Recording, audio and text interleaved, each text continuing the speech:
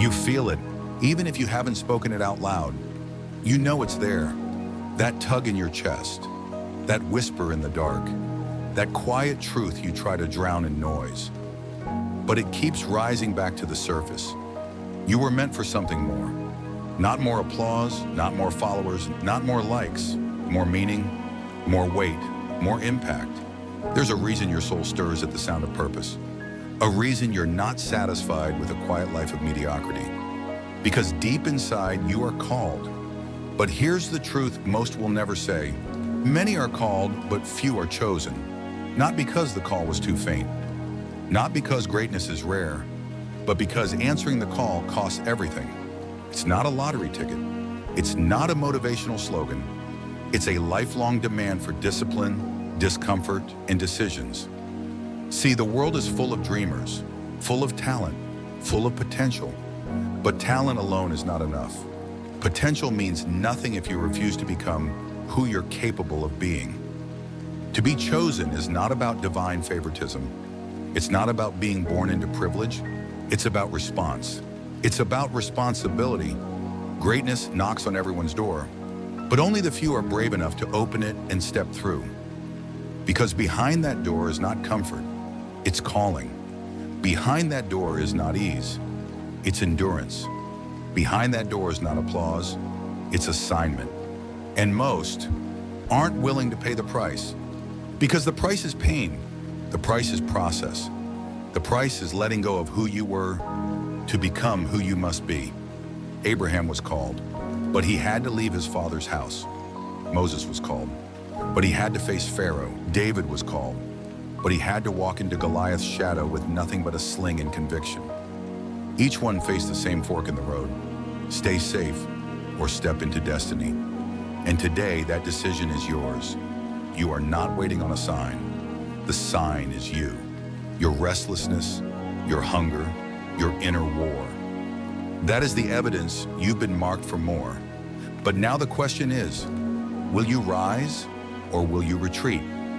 Because calling without commitment is fantasy, and desire without discipline is delusion.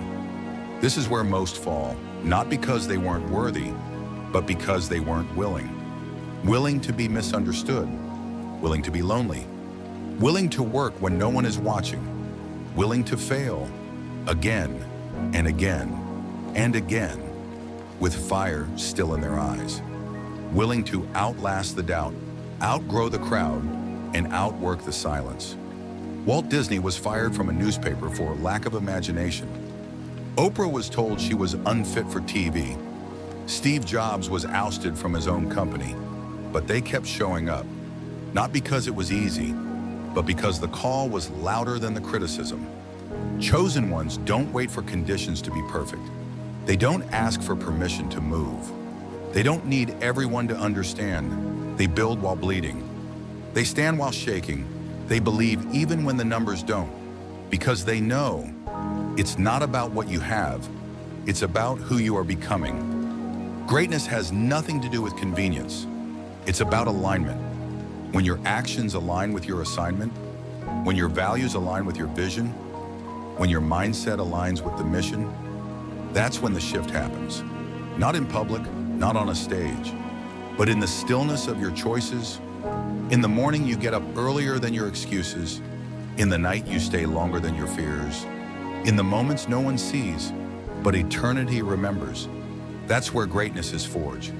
Because purpose doesn't shout, it whispers.